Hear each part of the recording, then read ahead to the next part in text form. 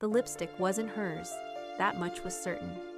Emma stared at the collar of Mark's blue dress shirt, the smear of red standing out like a warning sign. She'd noticed it when she pulled the shirt from the laundry basket, a tiny, cruel betrayal hidden in plain sight. Her heart sank, but she forced herself to breathe. It could be nothing. Maybe a friend's lipstick from a party they'd attended last month. Maybe she was just seeing what she wanted to see, but doubt had already taken root. That night, when Mark's phone lit up at 2:17 a.m., the glow was impossible to ignore. She lay awake beside him, pretending to sleep. Every breath shallow, every sound amplified in the silence. Mark slipped out of bed, his footsteps light but deliberate. She caught a glimpse of the screen before he quickly swiped it away. A message from a name she didn't recognize. Emma's mind raced. Who was she? What did she want? The questions burned hotter than any anger. "Have a good day at work, honey," Mark called from the kitchen the next morning, his voice too bright, too casual. She nodded, forcing a smile, but inside, the storm was gathering. Her chest tightened, her thoughts a tangled mess of fear, betrayal, and desperate hope that this was all a terrible mistake. The words hit Emma like a physical blow.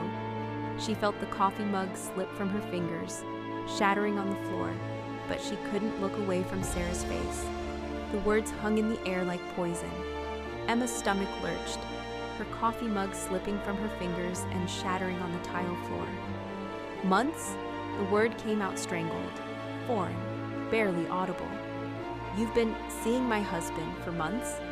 Sarah shifted uncomfortably, her perfectly manicured hands clasped before her. "I didn't come here to hurt you. I thought you should hear it from me." "Before what happened?" Emma's voice rose, sharp as broken glass. "Before I find out some other way?" She gripped the table harder, her knuckles whitening. Tears threatened, but she blinked them back fiercely. 3:12 p.m., April 29th, 2026. She felt small, exposed in the harsh morning light, but the storm inside her raged uncontrollably. 3:14 p.m., April 29th, 2026. "We're not having an affair," Sarah said, her voice steady despite the tears glistening in her eyes. "Mark and I are siblings." Emma stumbled backward, her mind reeling as if she had never known. Her legs physically gave way beneath her, and she collapsed into the chair behind, her hands trembling. "I'm pregnant, Emma," Sarah said, her voice barely audible. "It's Mark's." The words hung in the air like a guillotine, poised to sever everything Emma had been trusting as if it had been scraped away. "What?" she whispered, her face drained of color. "My mother had an affair with Mark's father when they were teenagers. We were found out last year." Mark stepped forward, his face pale. "Apparently not careful enough," he said quietly. Emma's throat felt raw, the words scraping against it. "How could you do this to me? To us?"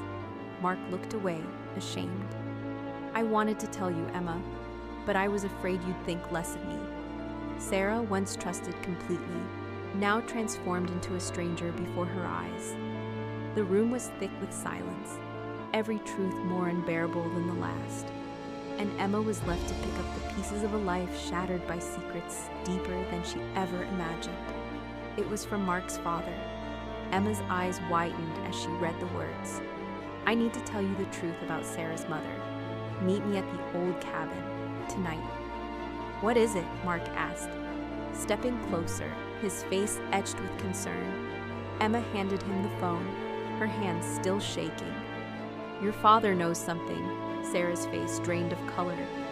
"He can't know about the pregnancy. Not yet." Mark scrolled through the message, his expression hardening. "This isn't about the baby. This is something else entirely." The three of them stood in a triangle of shared secrets, the air between them charged with unspoken fears. "I'm coming with you," Emma said, surprising herself. Despite the betrayal, she couldn't walk away. Not yet. Not when there were more layers to this nightmare. Mark nodded, gratitude flickering across his face. "We should go now, before it gets dark." The drive to the cabin was silent, the weight of what awaited pressing down on them with every mile. As they approached the dilapidated cabin deep in the woods, The sun dipped below the horizon, casting long shadows that seemed to swallow the car whole. The door creaked open, and Mark's father stepped out, his face etched with years of regret and sorrow. "You need to know the whole story," he said, voice low, "because the truth, it changes everything. Your mother isn't who you think she is, Mark." The words hung in the air like poison, visible and suffocating. Mark's father stepped aside, revealing a woman standing in the shadows of the cabin's interior, her face a mirror of Emma's own features. "Sarah isn't your sister, Mark." The words hung in the air, suspended between them like a guillotine about to fall. "What?" Mark's voice cracked, his face twisting in disbelief. He stepped behind Emma, who stood frozen. "She's your daughter," Sarah gasped, her hand flying to her mouth. "I'm sorry," the woman said, her voice breaking. I never meant for you to find out this way. You're not lying. I've been carrying this burden for 18 years. Sarah's eyes filled with tears. Your mother's mother?" Mark nodded, his shoulders slumped with the weight of decades. "My wife's father had a brief affair with a woman who worked at..." Time seemed to stop as the truth settled over them like a dark cloud. Everything they thought they knew was a lie, and the real story was just beginning. "No, this isn't possible."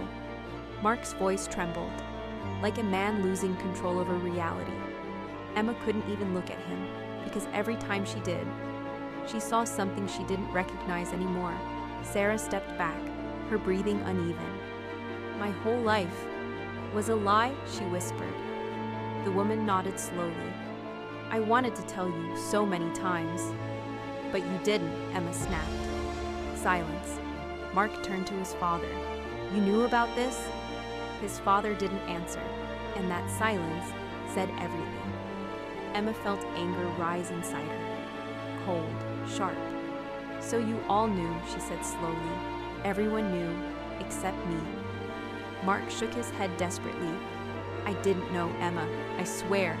"Stop!" she shouted. "Because truth ya jhoot, ab fark khatam ho chuka tha." Emma laughed, not out of happiness, but the kind of laugh that comes when everything breaks. "I built a life with you," she said, her voice shaking. "I trusted you." Mark stepped closer. "Emma, please." She stepped back instantly. "Don't touch me." That hurt him more than anything. Sarah sat on the floor now, completely broken. "I didn't know either," she whispered. "I swear I didn't." Emma looked at her, for the first time, not as a rival, but as someone just as destroyed. And that realization hurt even more. The cabin felt smaller now, like the walls were closing in. Emma took a deep breath, trying to stay standing. "So what now?" she asked. "No one talks about this again? We just move on?" Mark's father shook his head. "There is no moving on from this." Silence again. Emma nodded slowly, because deep down, she already knew that. Some truths don't heal, they stay forever. Emma walked toward the door, slowly, without looking back. "Emma," Mark called, but she didn't stop, because if she stopped, she might break completely. "I loved you," she said quietly, without turning. And those 3 words destroyed Mark, because this time, they didn't sound like love. They sounded like goodbye. Outside, the night was silent. Emma stood there alone, looking at the dark forest ahead, her life behind her and gone, her future unknown.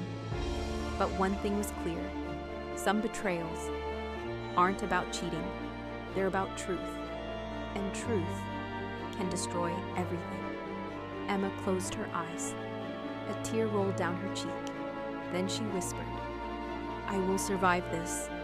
And for the first time, since everything shattered, she believed it.